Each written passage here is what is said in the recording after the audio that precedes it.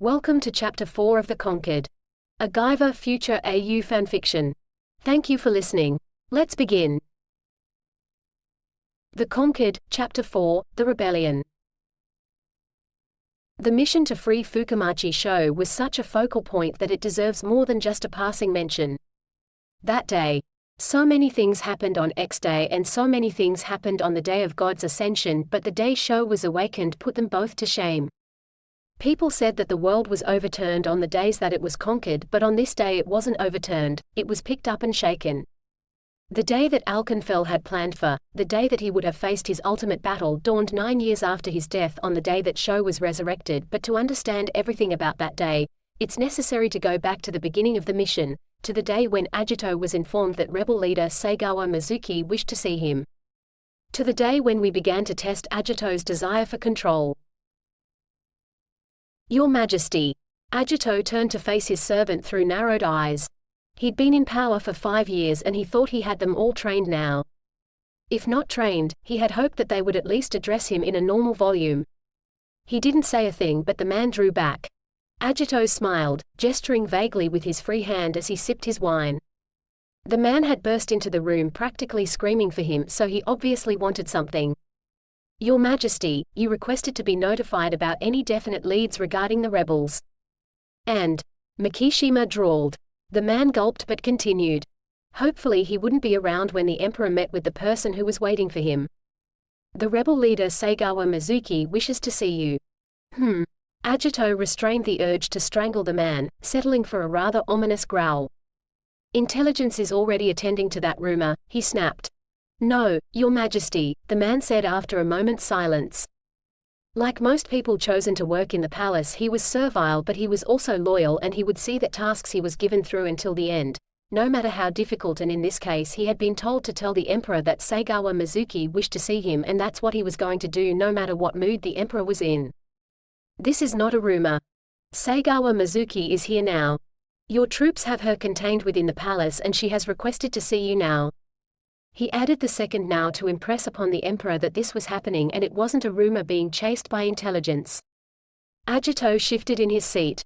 It might seem odd that he, the Emperor, was seemingly at the beck and call of the rebels, but he had left standing orders that should any of the rebel leaders be captured, then they were to be brought before him without fail, especially if it was either of the Seigawas.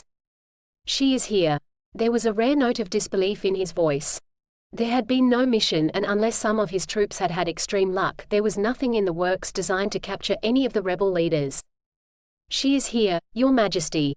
We have confirmed her identity as much as possible, and we do believe that this is the genuine being. She is unarmed and she appeared at the palace gates earlier today, requesting to see you. Agito raised one eyebrow. The palace gates. He repeated. It no longer really bothered him, but it was always interesting to see the places that were thought to be secure infiltrated, and placing Seigawa at the palace gates was a pretty piece of work. Humph. The rebels can always get into places when they want. He waved his hand. Bring her in. Mizuki and I do have a lot to discuss. The servant withdrew as Agito sipped again at his wine, settling himself more comfortably. Mizuki was here to see him. That could only mean the rebels were on the move again and were going to attempt that mission once again. 50 more years. That was his reckoning. There would be 50 more years before the rebels forgot about Fukumachi. They wouldn't have completely forgotten. He still didn't know how to kill Aptum, but those who had seen Fukumachi, who knew he existed, would by then either be captured or they would be old, and hopefully their words, their memories, be taken as nothing more than wishful thinking. 50 years. He still thought it was a long time. He was immortal, but adjusting to that knowledge was something he figured he needed a few more centuries for. Some of the Zolords had explained it to him. You were born human, knowing you were going to die, but then you became immortal. It took quite a bit of getting used to. The loneliness didn't bother him. He had always been alone. But measuring the passage of time in years, decades rather than hours and days, was a deep adjustment. Comfortable, Agito? Mizuki's question brought him out of his reverie. Actually, yes I am, he responded, turning his head slightly to take his first look at her for 4 years. He had seen her in some of their propaganda reels, but they had not released new ones for a while, probably because he had gotten very efficient at destroying them and whoever dared traffic them. She had changed. He saw that immediately. It wasn't that her hair was longer, or that she had matured into a woman, it was other things. The set of her features, the Mizuki of old would never have had such a set and determined look, one that measured her every action and calculating eyes that sought to see everything. The way she stood, she had never been a warrior, nor was she one now, but there was about her now, in the way she held herself, a sense of readiness, of the ability to move instantly should the situation demand it. And most tellingly, it was in her voice. The Mizuki he had known was not capable of putting such cold scorn, sarcasm even, in her words. She looked around the room, eyes measuring the furnishings and general state of the room. So deceit pays well. He decided to humor her. Indulgence was not in his usual nature, but he had time and it had been 4 years. If he couldn't humor his old friends, then who could he humor? Besides, at the moment she was being surprisingly civil. He had expected a far louder outburst from her. Even though she wasn't known for them. This was a rather refreshing surprise. I get by, he paused, but when she did not respond he looked significantly at her guards. They took the hint, bowing to him before withdrawing. He pulled himself upright in his throne. You didn't come for this, Agito snapped, becoming serious as the doors thudded closed. Mizuki had come to see him for a reason. He guessed it was because the rebels were about to attempt to free Fukumachi again, but he couldn't be completely sure. They had defied logic before, but even though he could see no other reason for Sagawa to come to him, that didn't mean that they didn't think that something was worth sacrificing her. For in coming here, that's what had happened. One way or another, he would never let her fight him again. I didn't, Mizuki said quietly but no less serious. I did what I had to. Not what you had to, Mizuki objected. Rather what you wanted. Do you hate me? He wasn't sure why he asked the question. She fought him, but he knew you didn't have to hate to fight. He had hated Mikishima Genzo, but that hate was cold and lifeless. It had been since the day he knew he was going to win that battle, but he hadn't hated Cronus. He had respected them, learnt from them, but what had driven him to fight was not hatred, was not the desire for revenge, but rather the knowledge that they would stand in his path. Cronus, for him, had always been a stepping stone to his current position. I can't answer that. She sighed, closing aged but still luminous eyes. You ask the most trivial things, Agito. Mizuki took a deep breath. I do not think my opinion would matter to you. It doesn't, and your opinion will not change anything, but I am curious. When we fought Cronus we had not the time to be curious, but it is different now and I can ponder on events. True. Mizuki opened her eyes, turning to stare directly at Agito. I do not hate you.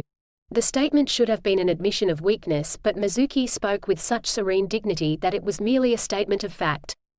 She sighed again before continuing, ignoring Agito's surprise.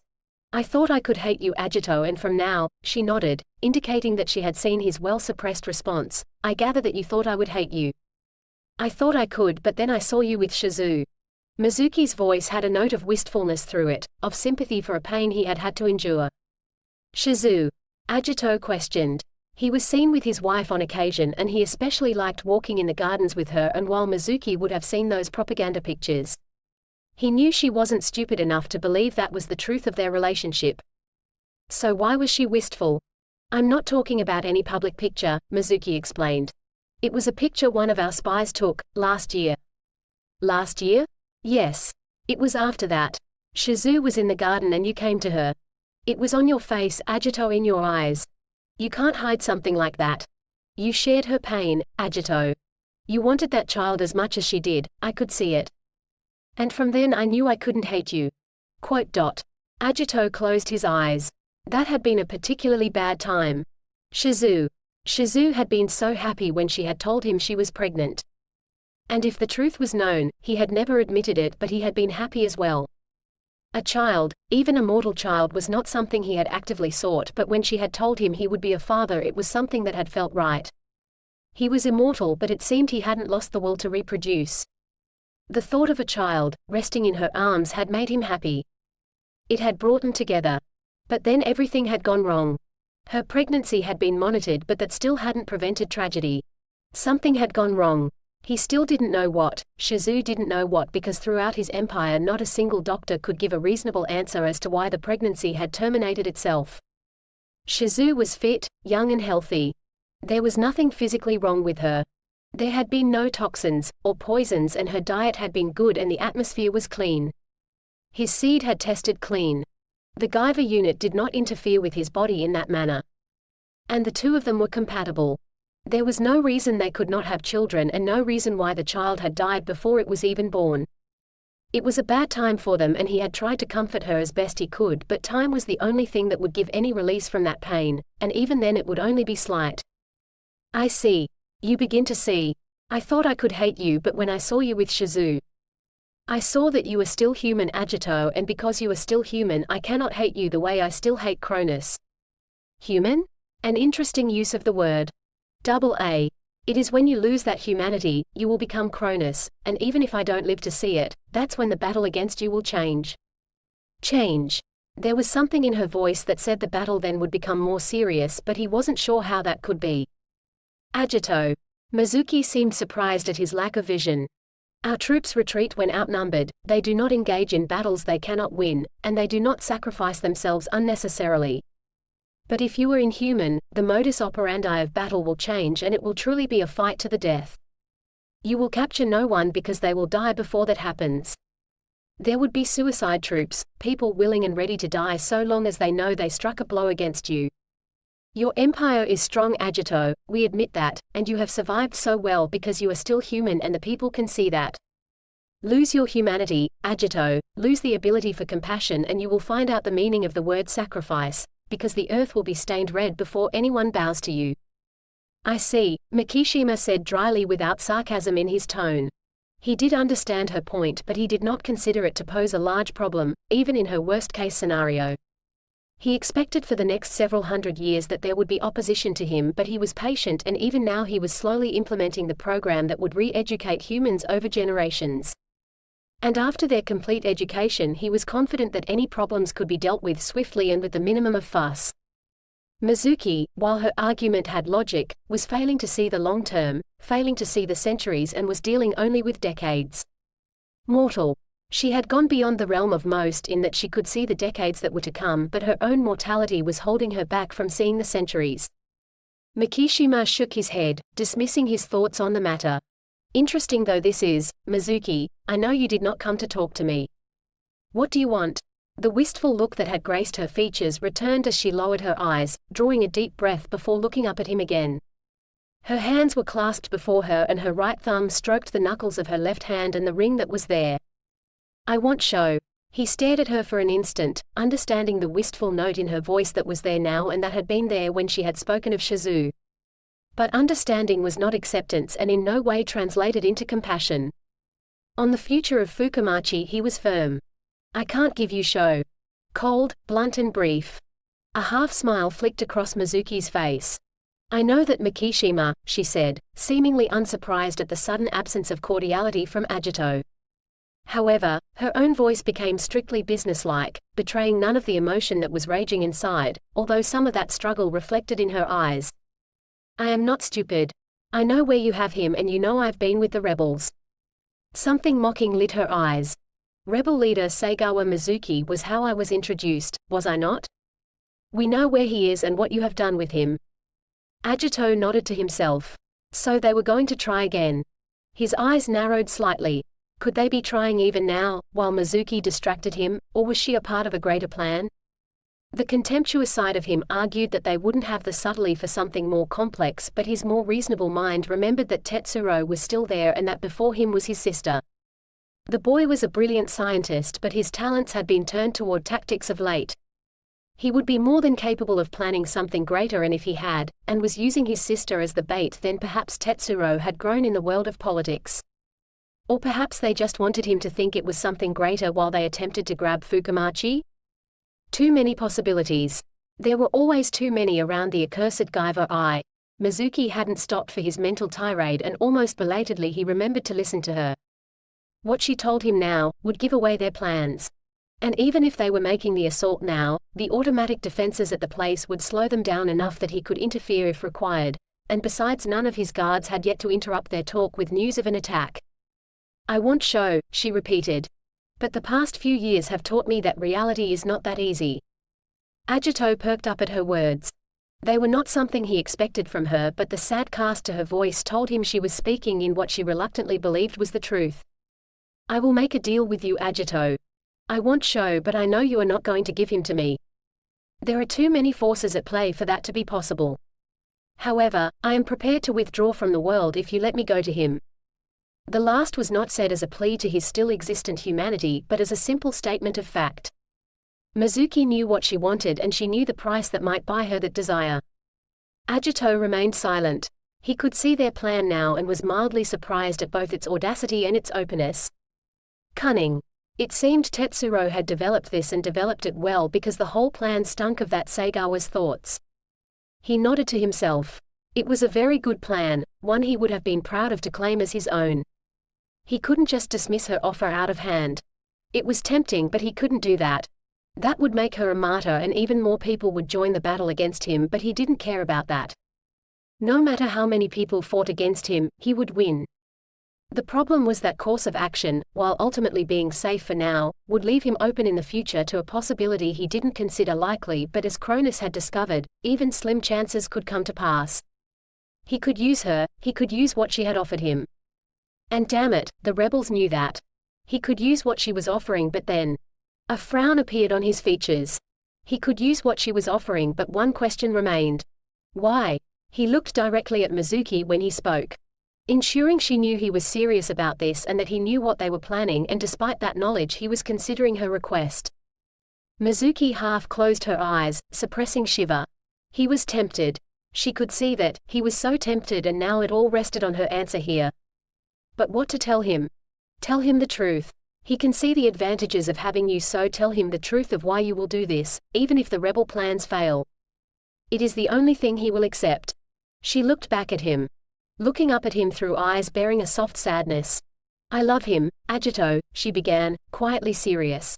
I thought I loved you, and do not lie to me, you did encourage that belief, but I love Sho.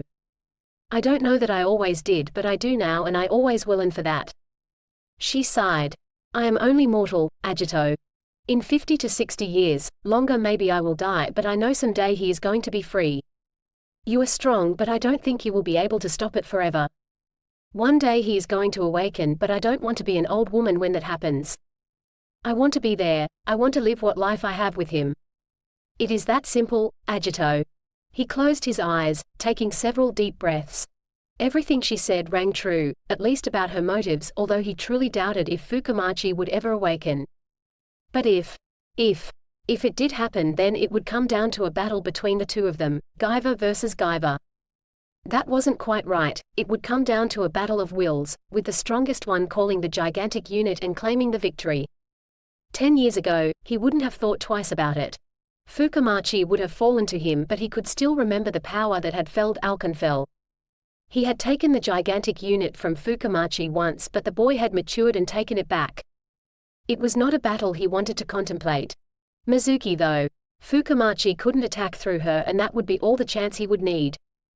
But therein lay the problem. For Mizuki to be useful, he would have to place her near Fukumachi, and that would require taking her into the heart of those facilities. It wasn't that they couldn't handle having two people in cold storage. It was an absurd waste really, to invest so much in keeping one man, but it couldn't be done any other way. But rather opening the way. Outright attack had got the rebels nowhere with that facility, stealth had gotten them slightly further, but in the end had been unsuccessful. But if he were to open the way by taking Mizuki in, even if they didn't attack then but rather used the information her passage would give them, it would still be dangerous. You give me much to consider, Mizuki. She smiled thinly.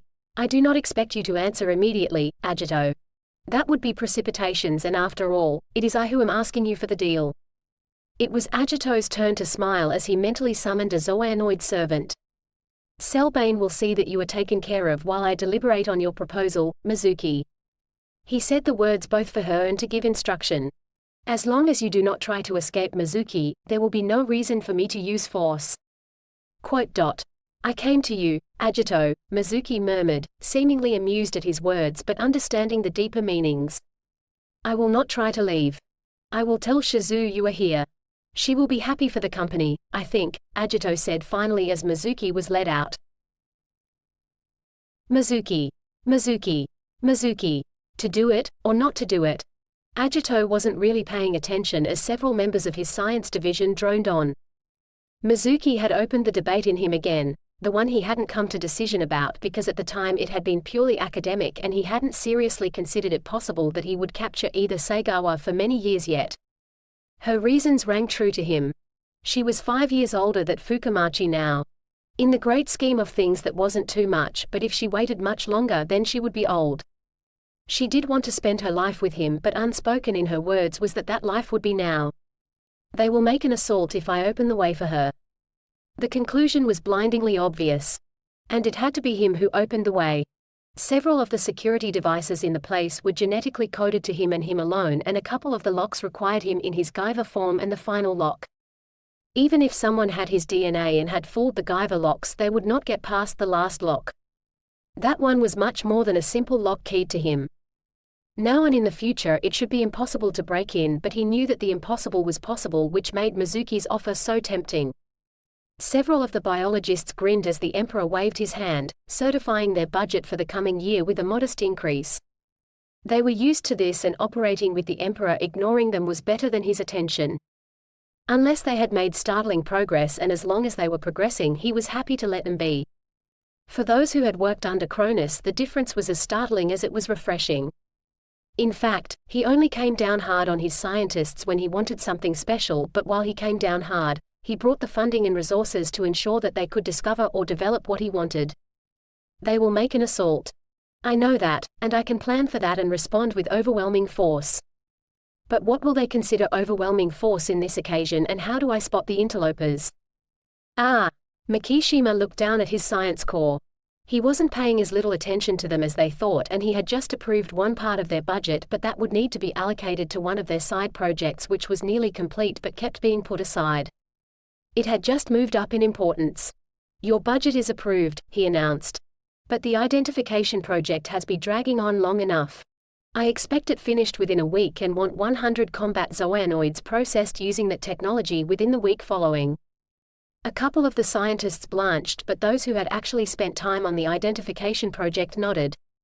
It was pushing it, but the only reason that project was not declared a finished success was that it would bring down the ire of the rebels upon those responsible. This way, when it was finished they could blame the Emperor. After all, he had said he wanted it finished. So the rebels couldn't blame the scientists who worked on it for obeying their Emperor's orders. The head of the biology department, a human who had worked under Cronus, nodded his understanding and acceptance of the Emperor's orders before bowing and withdrawing, allowing the physicists to come forward to present their reports. They would need a little bit of assistance from Dr. Valkis, but the project could be finished on time. He smiled grimly. Valkis wasn't going to like being called away from his own projects, but the Emperor let him be only so long as he assisted the official researchers upon their request. When he had worked under Cronus, he never, not even in his most private and wistful dreams, imagined that he would ever have a zoolord at his beck and call, but that was what had happened. The head physicist stepped forward, bowing towards the Emperor before he began his report. With some of his information he knew his report was not going to go nearly as smoothly as his counterparts, and he was already sweating that fact. Why did his branch always have to bring up things the Emperor wouldn't like? Although this time, it was coming from the astronomers, not directly from his department, but he still had to report it since they were a subsection of his domain and the blame would fall upon him. He reported the general statistics of each department in a bored voice, but really, everybody was on track and there was nothing interesting in the numbers. The Emperor merely requested them as a summary to ensure that everything was still running smoothly. Even he wasn't that interested in them. Then, after a small pause, punctuated with a heavy sigh, he continued. The effect was to bring the Emperor's attention fully upon him, one eyebrow raised in inquiry. The astronomy department, he began again into the now charged silence, are reporting that they are seeing something in the furthermost reaches of their telescopes. He pulled out a small sheet of paper, which the report was noted on. This was not a time to make mistakes. They report that it is moving and is either bigger than the arc or is a cluster of many smaller objects. At this distance they can't discriminate. He gulped. This next bit was the real killer. The only thing they can be certain of is that it is getting closer. They don't know if it is headed towards Earth, or if it will merely pass by, but it is coming in this direction. At his physicist's words, Agito sat up, looking down at the gathered scientists with burning eyes. Getting closer? He repeated. The report had sent a shiver down his spine and driven all thoughts of Mizuki away. Something bigger than the ark and coming closer. Question mark. He wasn't sure what it was that gave him pause with the thought, but there was something. They'd seen small moving objects before. They'd even identified one or two of them as alien ships moving around the universe, but none of them had ever been coming towards Earth. But it wasn't that fact. It was something else that was worrying him, something he couldn't see. Pictures? There are, but at the moment it is still too far away to make out any detail. Even the space bases don't have anything, although they have confirmed the object's existence. Quote. Vector? Agito snapped. He only rarely let this be known, but his Guyver space vision was even better than their telescopes, and if need be he could always make a quick interstellar jaunt to see what was happening. The Guyvers were good in atmosphere, but they were made for space. He couldn't help but draw that conclusion the first time he had taken his suit into space. It had handled perfectly, and it had brought back the thrill of the unit. He didn't let his scientific department know all the specifics. He knew what scientists were like. If they knew, he'd be planet hopping and stargazing for his scientific branches. Agito suppressed a smile. In many ways, dedicated scientists were just like small children, endlessly fascinated by the world they saw around them and endlessly seeking answers for their questions. An astronomer stepped forward and rattled off a number. Mikishima nodded, repeating it softly under his breath. Continue monitoring it. If it deviates from its course, notify me. If any new information comes to light, tell me, and monitor for any signals it might be emitting. There were several raised eyebrows at the Emperor's orders. He had practically made whatever it was their prime project with his words, and while it had warranted telling the Emperor, it wasn't like this was the first time something like this had happened. Mikishima's lips twitched. He knew what they were thinking, but this was the first time that a space report had sent a quiver through him. It was almost like he could sense something about this with his Guyver unit. Something was sending warning tingles through his body, and he would find out what it was. Or perhaps, if I leave now, no matter how short the time. Mizuki. Fukamachi. Irritably, Agito shook his head. It was something else, although the chance that the rebels would attempt to free Fukamachi while he was away couldn't be overlooked. It was something else about this situation that had alerted his senses. Looks like I'll have to chance it. The thing that had set him on edge was also screaming that he had to know now what was wrong. This was something that couldn't wait. With barely hidden impatience, he turned his attention back to the reports. On the whole, being the Emperor was good, but there were duties he could have lived without. Mizuki. Shizu said the name with more than a little trepidation, as the other woman was led into the garden. Mizuki narrowed her eyes at the tone, but after a second understood. We have never blamed you, she said softly, and was pleased to see the slight anxiety that was haunting Shizu's eyes disappear. The Empress gestured, and the two burly guards withdrew out of earshot, but still in a position to see everything that transpired. It's touching, isn't it? Shizu began again with a mocking undertone that indicated her scorn of the guards, but still couldn't hide an underlying affection for Agito. He still doesn't believe I can take care of myself. Mizuki didn't answer as she settled herself on a marble chair, trailing her fingertips lightly down the stem of a flower. Shizu looked down before reaching up and brushing a single tear from her eyes. For what it's worth, Mizuki. I am sorry. You have nothing to be sorry for, Shizu. It's not your fault. It was never your fault. Perhaps, but I cannot help but be sorry. For what? Tell me for what you are sorry for, and then maybe I will accept it. Mizuki. Shizu almost choked, wondering when their situations had been reversed. She had always been the strong one, and now it was Mizuki who was displaying strength beyond that she should ever have. Please. It's all right, Shizu, Mizuki said, taking a deep breath. It is not you, it is not me. It is just that we have become too much the puppets we are pretending to be. The Shizu I remember would never have done this, and I am sure the Mizuki you remember would have bowed down long ago. You are the Empress and I am the rebel leader. They are the puppet roles we are playing. No. Shizu whispered. I love him, Mizuki. It hurts so much seeing him like this, but I cannot walk away. If it was Sho, could you? Mizuki paused. I do not know, she shallowed hard against a knot in her throat. But I do not believe Sho would have done this. She smiled, but it was a half smile, turning mockingly inwards. I am here for Sho though, so I guess I cannot walk away. I see. Shizu let the matter drop delicately. There was much more going on with Mizuki's presence, she knew, but at the same time it was not something that would be revealed easily, and it was not something that should be discussed lightly. Can you tell me how everyone is? Double A. Mizuki nodded, looking up at Shizu. Tetsuro is fine. I don't like to say that conflict suits him, but it does bring out his best. I see, Shizu smiled. Does he still sprout those crazy ideas? Mizuki rolled her eyes playfully. Every opportunity he gets, she said, flicking her hair back over her shoulder. Natsuki. Did you ever meet Natsuki? Double A. Briefly, Shizu answered. She'd been with the Thunderbolts while the Sagawas were trying to live a normal life with Cronus looking for them, but she had heard the name and even met the vivacious young woman on occasion. Another one of Agito's school contemporaries she did not know well, but another one who had joined the fight against him. Natsuki is doing well. I think she likes the challenge. Shizu smoothed a fold in her gown. Her hair was immaculately coiffured and her dress was of heavy velvet, grey shot through with silver thread. She never felt entirely comfortable in the clothes, but she had become accustomed to them over the past years, and from the few times she had tried to go without the fine clothing she had learned that it was not suitable for the Empress to dress in jeans in public. Even Agito always wore a uniform in public and only relaxed his dress code in their private chambers. From what little I know of Natsuki, she would enjoy the challenge of organizing so many people. She does. Aptum is still alive. Unless Agito has gotten further in his research than we think, nobody knows how to kill him, although he still wants to kill Sho. Ha! I've seen even more than you have of Valkus's experiments. I don't think it's even possible. They spoke with some of the friendship that was still between them, although they were both measuring their words, careful not to reveal secrets to the other. Mizuki might be the captured woman, but Shizu wasn't going to force her for answers, and she wasn't about to tell Mizuki her husband's secrets.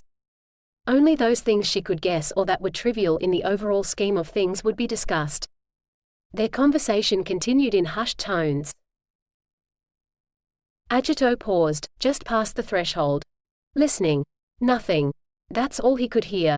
He was hovering just outside of the Earth's atmosphere, and the absolute silence of space was a blessing. Every time he came up here, he always took a few moments to appreciate it and to gaze at the stars, admiring their brilliance. They shone so much brighter away from the lights and distortion of the atmosphere. These were the times he wished he could move his court into space, but while he could do it, there would be too many problems to be sorted out with such a move. And the biggest inhibitor would be that he would no longer be in touch with the planet, and he couldn't allow that to be the perceived situation. He turned back, looking at the planet, and as always had to fight back a tear.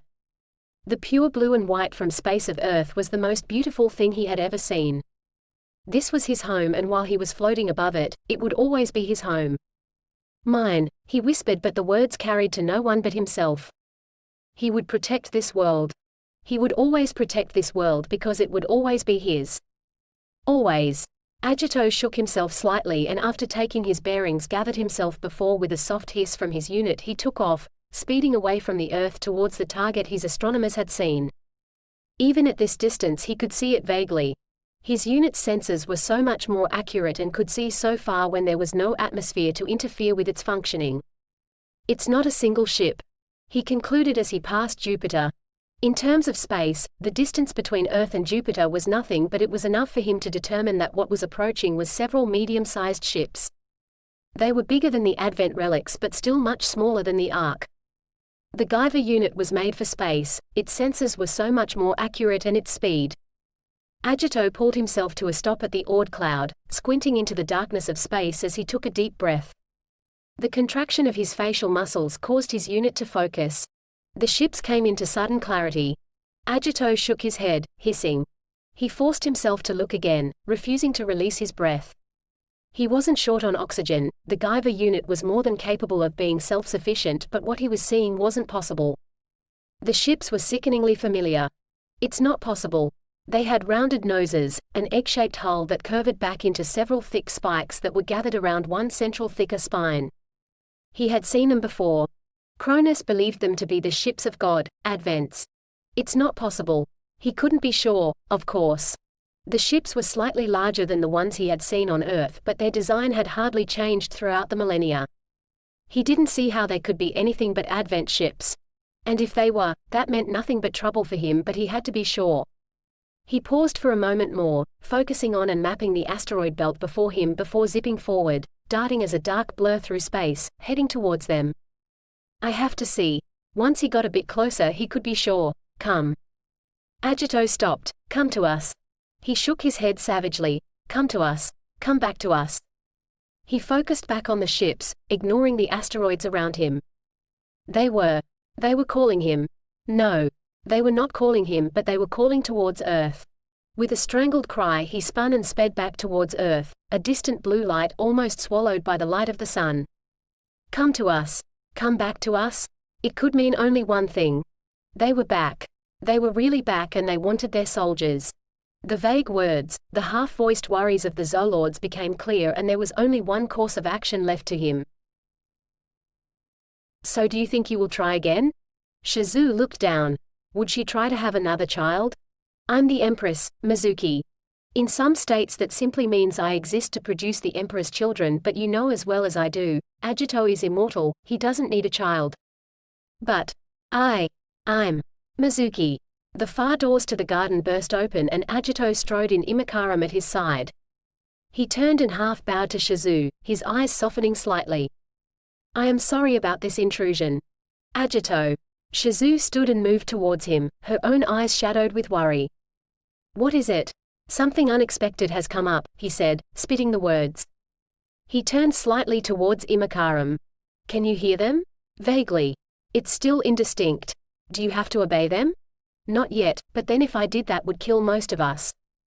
Agito nodded. You know what to do, and he blinked considering as he cast one eye around the grounds. Start calling up the reserve troops. It will be better to have them on hand now. Mirabilis bowed slightly and withdrew to the perimeter of the garden, watching Shizu. Mikishima placed a hand on Shizu's shoulder, and leant over to kiss her gently, murmuring a few words in her ear.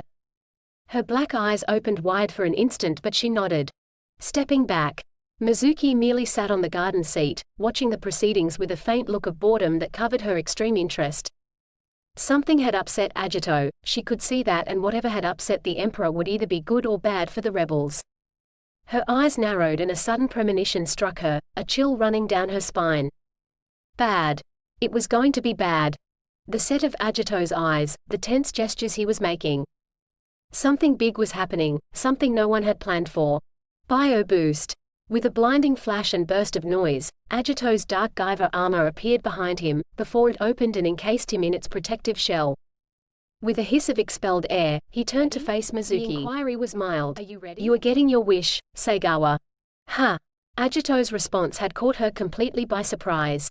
Beneath his mask Agito smiled grimly, and his voice was tinged with a stark note of superiority. I no longer care about your attack, Mizuki. The Zoanoids are already in place, but they are not important. Despite the superior tone, Mizuki could tell he was serious. Your attack to get Fukumachi is no longer important because we will release him now. Mikishima walked towards her and took one of her wrists. This is the time to be honest with me, Seigawa. Can you contact your people? Mizuki looked at him, the surprise turning into a stunned disbelief. She believed him, that was the problem. They had never planned for Agito to be so quick. The troops would be in place but only just, and their preparation would be paper thin. If Agito's forces were in place then it would be ridiculously easy. She shook her head. No. I was to come to you. I was not to contact them and they were not to contact me. Once I left, no communication. I would do my task and they would do theirs. If things went wrong, then things went wrong. Pity. As I said, I no longer care about your attack, and in a few days' time, your rebellion will no longer care about me. But you will find that out in time. Agito drew Mizuki close to him, never relinquishing her wrist and wrapping his other arm around her waist. So why do you need me? Even with the armor, Mikishima managed to look amused. I need you for the reason I was going to accept your offer. And you might be useful in controlling those who get captured. Without another word, Mikishima leapt into the air, rising straight up before streaking away. His only concession towards Mizuki's comfort was to produce a gravity globe around them. She had to be conscious when he arrived for her to be useful to him. Tetsuro was drumming his fingers on the desk as he read the report. It was strange, and it was one of many. Zoanoids, both old and new, were reporting the same thing. A whisper in their minds, calling to them. Usually the report would have been dismissed, but it had come from more than one source, and all the reports said that the whisper had started at the same time. That was what was worrying. It made no sense, and it was an additional worry that they did not need at this stage. Sagawa? Samuel?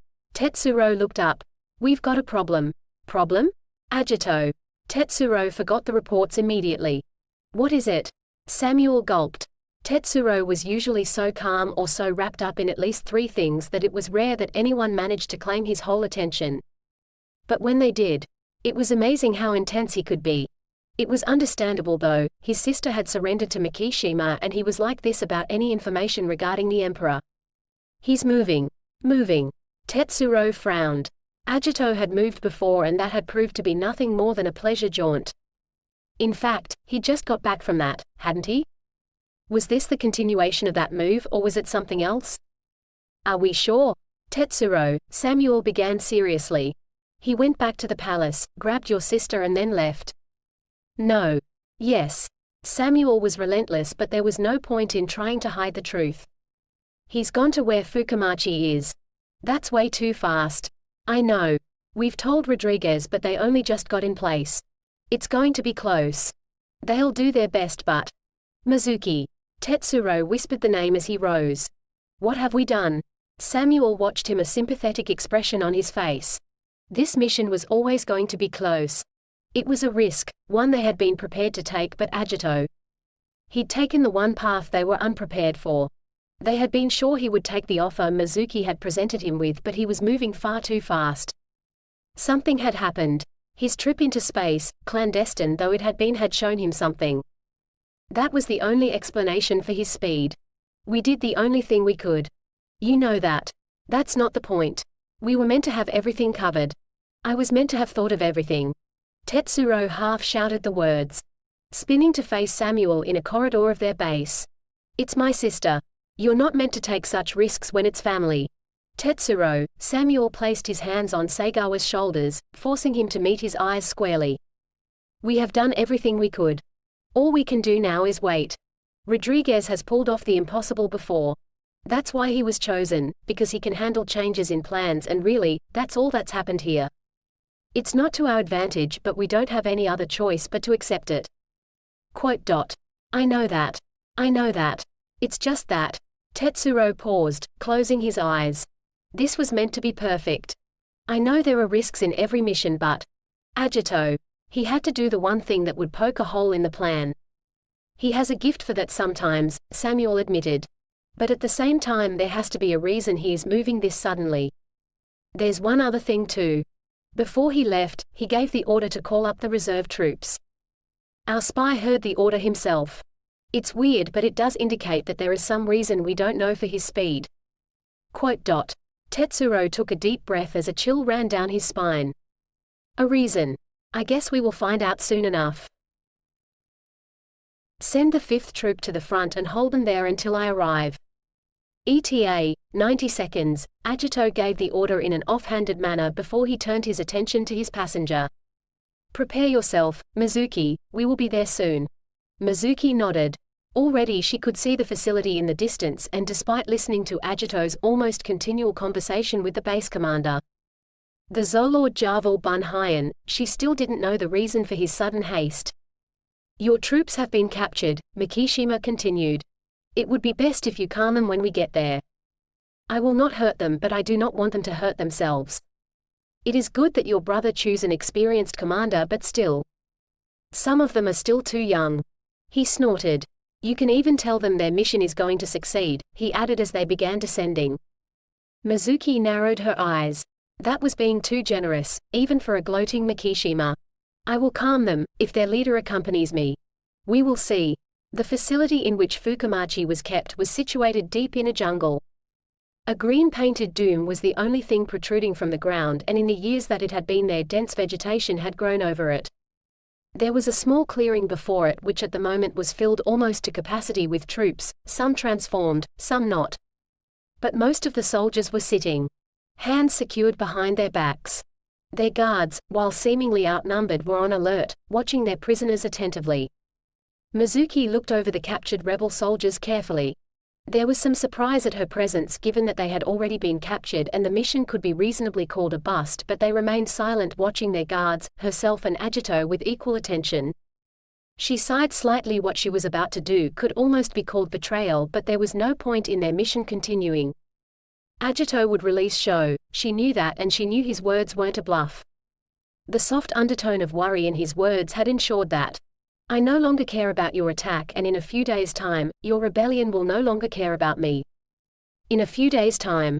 What was going to happen in a few days' time? It was going to be something of huge import. It had to be if Agito was moving this fast. Mizuki shook her head. Now was not the time to be thinking about this. Agito had told her to talk to the rebellion's troops so that they didn't hurt themselves, and that's what she was going to do. There was no point in them dying needlessly, but to ensure they stayed put she would have to talk to Rodriguez, and he was not there. She cast her eyes around the clearing. He wasn't anywhere, which meant he was still free and probably planning something. He wasn't above acting alone if he had to, and given how important he had been told this mission was, he would have to make at least some attempt, even if it was doomed to failure. Mizuki closed her eyes. So this is what he'd meant. It's good that your brother chose an experienced commander.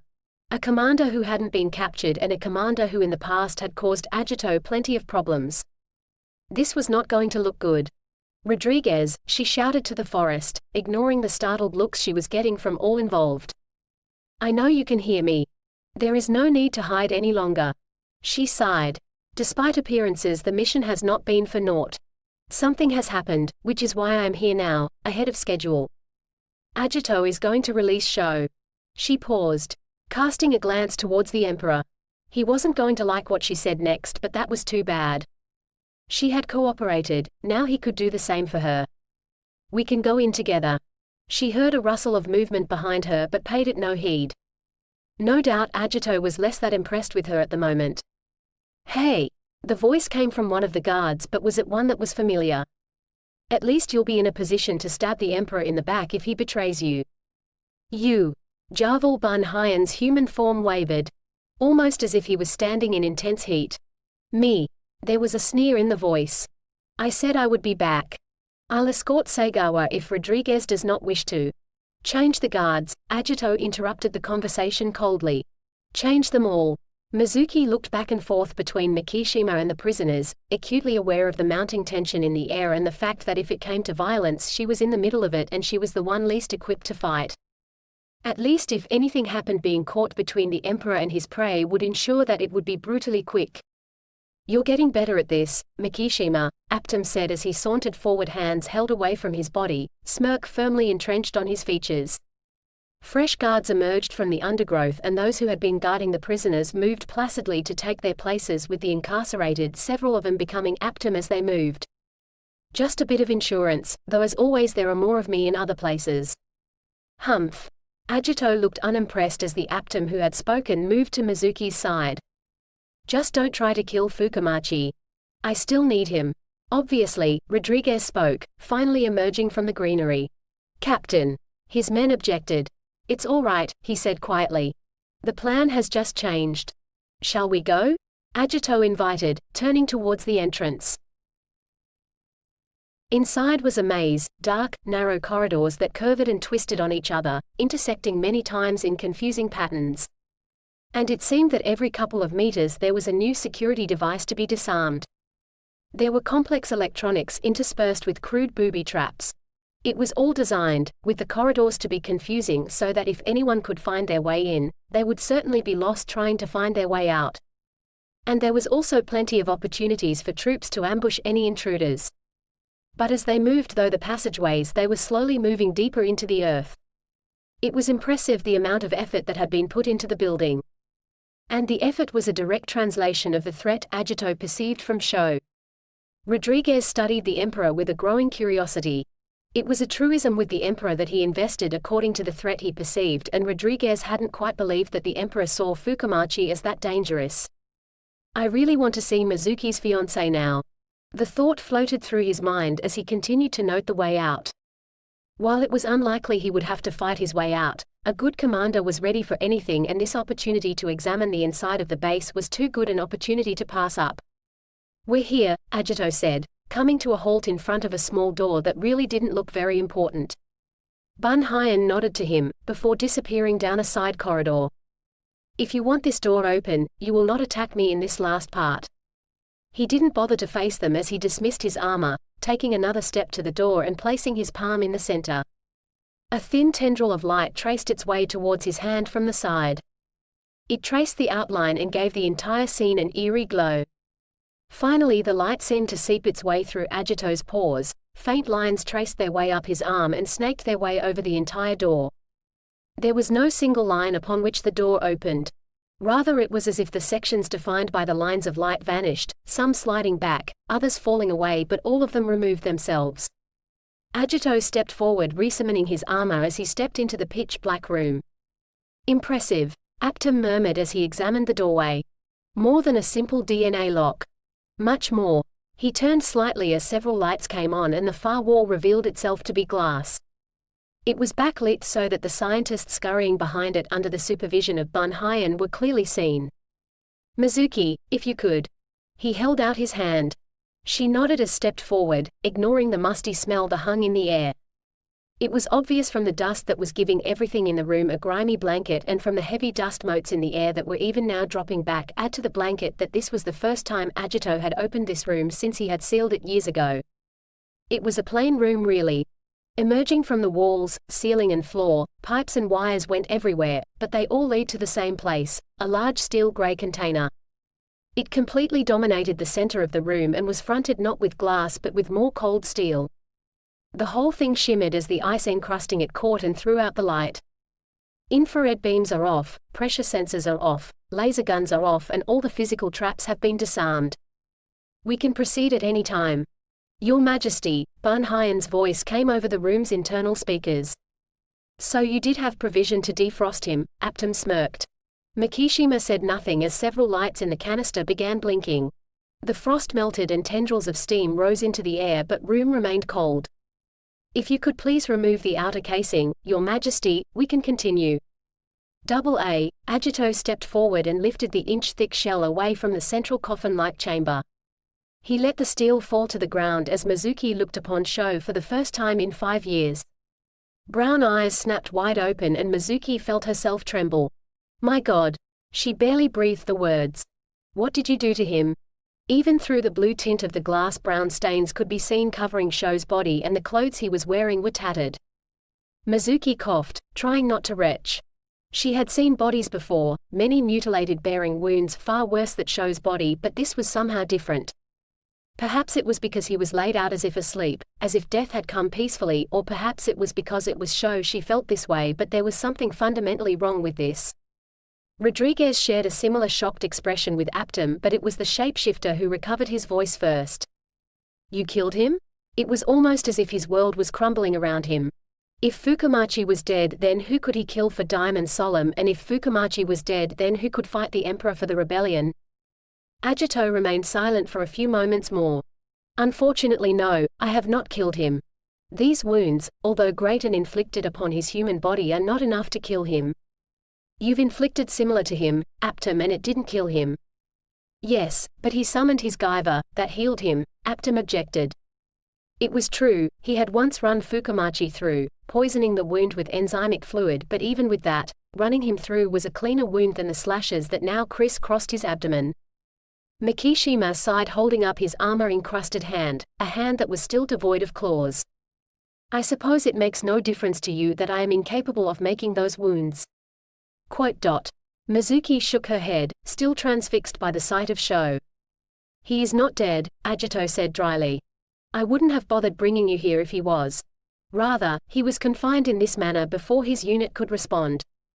Aptum grinned suddenly. "Which is why he will be pissed when he wakes up." The Zoanoid had recovered almost instantly with the news that Fukumachi was alive. Agito turned back to the canister in time to see the glass open. "Starting final procedures now, Your Majesty," one of the scientists reported. He nodded slightly, but there was an undertone of sadness in his movements. He looked to the ceiling, as if he could see through it to the skies above. "I said to Sagawa, before I brought her here, that I no longer care about your rebellion. No matter what happens now, that is still true. I no longer care about your rebellion, and in a few days' time, you will no longer care about me. Aptum may not be able to hear it, but I know you can, Rodriguez. That whisper. Now it's below your consciousness, you have to strain to hear it, but you can if you try. It's getting louder though, isn't it? Even over the past few hours, it's gotten louder. Somehow, even under the armor he suddenly seemed to be grinning and an almost insane happiness seemed to radiate from him. Releasing Sho was in some ways an admission of defeat, but they would understand soon that defeating him meant nothing. You will see, you will know. The almost maniacal pleasure seemed to drain out of him as quickly as it had appeared. I didn't plan this. I didn't want this, he said softly. But it is what is, and that cannot be changed. Agito again fell silent, looking back towards Sho. It would be over soon. The other Guyver would be awakened, and while it may mean nothing in the long run, perhaps the two of them could do what one alone could not. He had no illusions about the power of what was approaching. But I will not give in without a fight. This is my world. It will be mine forever. I'm not giving it up. Not even to the gods. Process complete, Your Majesty. The seconds dragged on but nothing moved, and the only sound came from the control room where several scientists still worked monitoring the situation. No one hardly dared to breathe. Majesty. The query came after an intense minute of silence. Agito moved slightly in response. Majesty. We can't, that is, we're not getting any life signs. The last was said in a rush. Aptum stiffened before he stepped forward, melting into his zoanoid form. Claws flashing menacingly. You really did kill him. He jumped but hit nothing more than the expanding force of a Guyver summons. What? In the silence the sudden crack of pressure was nearly deafening, and the power stirred up the dust, concealing the center of the room in a thick fog. The fog was short-lived, burnt away by the protective sphere that remained around Fukamachi. His armor was in place, but he neither moved or spoke, and from the way his body was hanging in the air, he was still unconscious. Rodriguez gulped, looking and truly seeing for the first time the man the rebellion had pinned their hopes on. Lying frozen, there had been nothing about him to suggest that he was strong, but even unconscious, now that he was surrounded by the Guyver armor, there was something about him. Power. It was the same power he sensed in the Emperor, but with this man, while it was present, it wasn't overt.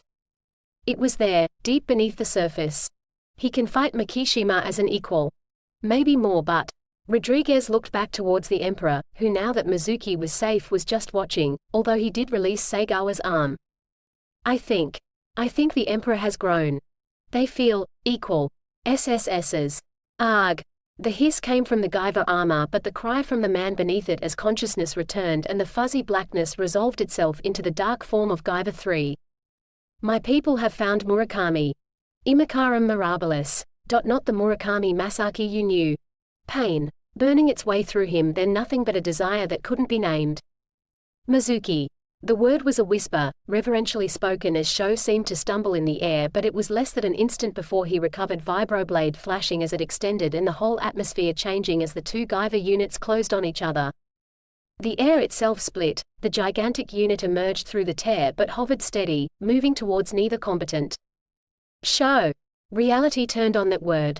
Spiraling around a single frozen point, dark and light Guyvers extended against each other. Guyver Eye's vibroblade a hair's breadth from contact with Guyver Eye's control medallion, but the dark Guyver was not defenseless. His own vibroblade was crossing Guyver Eye's neck. Mizuki. Her name was spoken again as both Guyvers stepped back with deliberate slowness. While the movement couldn't be seen, it was easy to determine that Sho's eyes were flicking between Mizuki and Mikishima. The silence. If anything, was heavier than the silence that had reigned when they were waiting. The air wavered around the gigantic unit and it vanished again, sensing it was not needed now. Sho shook his head. He couldn't be seeing this, he couldn't. Confusion spread its way through him. Mizuki and Agito were standing together. There was a distance between them, but that was only of necessity since his unit was active. She was standing there, older, neatly dressed but completely at ease with Mikishima's presence. He could hear it in beat of her heart and the timing of her breath. Ki. The single ring was still on her finger, but her eyes were sad. No. Please. Mizuki. The pearl-like plates that made the Guyver's eyes seem to glow, and an invisible wave rippled out, passing through those assembled, leaving a cold chill before speeding out around the world. Unseen and barely felt in the greater wave, resonate waves emerged from other points around the globe as Sho turned towards his fiancée. Raising one hand towards her in longing. Sho. Mizuki stepped forward, looking at him almost in askance, barely daring to believe it was so. It's not a dream. The thought was simultaneous with action as she threw herself towards Sho. Sho! There was no hiding the pleasure in her tone. A pleasure and happiness that had been absent in her for 5 years resurfaced. Me. Mizuki. Sho carefully wrapped his arms around her, looking down at her with relief, but even though he was happy to have her in his arms, there were still things which had to be resolved. She knew that as well, so it was only after a few moments that they both pulled back, turning towards the Emperor. Well, do you want to explain it now? Mizuki asked, tilting her head to the side. She stood beside Sho, not blocking his line of attack. I don't think I need to. He knows. Sho did know. Once he had turned his focus towards Agito, he had heard it. The call, whispering below his consciousness, and somehow he knew what it was. How long? A few days at the most. The Ark. They are not as big as the Ark, but they are larger than you remember. Quote. Sho nodded before he fixed a particularly intense stare on Agito. What of the Ark? Agito sighed. It is not the only ship now, but... Fukamachi nodded. I will help you. He paused, ignoring the looks of surprise he was getting. There is no real choice, which is why you have come today, Emperor. The last word was spoken forcefully. Agito threw his head back, laughing. So you knew. Sho said nothing as he stepped away from Mizuki to dismiss his armor. Once it was gone, he walked up to Agito. Extending his hand. I never said I forgive you, I only said I would help. Fukamachi, what are you talking about? Aptum almost shouted. Sho pointed towards the ceiling. They're coming, he said. What Alkenfell feared but what Alkenfell worshipped will be here soon. No. Bun Hyen broke in from the door. If I can hear them, then you most certainly can, Sho said. Sho, Mizuki finally demanded. What is happening? The Advents are coming. You can hear them even now. The Advents? Your brother is probably aware of my jaunt into space, Agito began, turning towards the rebels. I went to check that what was approaching was Advents. I don't know why they have come, but it is most unfortunate. You can't know that they are hostile. I can't know that they are friends either, and after so much time, that's not an assumption I am prepared to make. Mizuki, Sho began. He released me without even waiting for them to arrive, and I agree with that assessment. I have a feeling they're going to make Cronus look easy. He turned back to Agito, once again holding out his hand. I will help you, but after that. After that. Mikishima echoed, dismissing his armor. After that, we will see, he added, taking Sho's hand. 4 days before the Advents arrived, the rebellion ended with that handshake, with surrender coming from neither side. Of course it wasn't that simple. One does not got from war to friendship overnight, but it was a beginning, and looking back, if Agito had not acted the way he did, freeing Sho as soon as he found out about the Advents, it would have been much worse. Sho accompanied me back to headquarters, but Rodriguez agreed to stay behind as the Emperor's hostage. To say Tetsuro was pleased to see Sho was an understatement, although the news of the Advents did dampen his joy somewhat. In the 4 days before they arrived, the lines of communication were opened.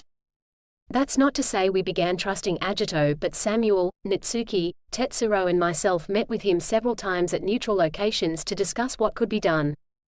Guyver Transportation Industries worked overtime to ensure that everything went smoothly. I think Sho saw more of the world in those 4 days than he ever had before. We didn't get much done in those days.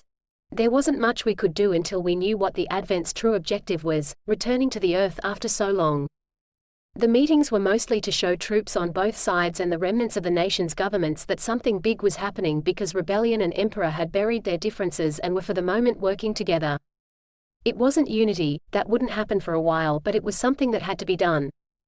Sho and I spent some time together while we were waiting for the Advents, and while the love was still there, 5 years had passed and we both had to adjust. I did not remove the ring from my finger, neither of us wanted that, but we weren't about to rush into anything. The world is not supposed to change so quickly, but I guess someone suspended the rules. X Day, God's Ascension, the Awakening and the Arrival, days on which everything changed. It's melodramatic, but it's true. For 4 days we marked time, waiting for the Advents to arrive and for what revelations they would bring. End Chapter 4, The Conquered. Thank you for listening. Join me again to listen to the next chapter.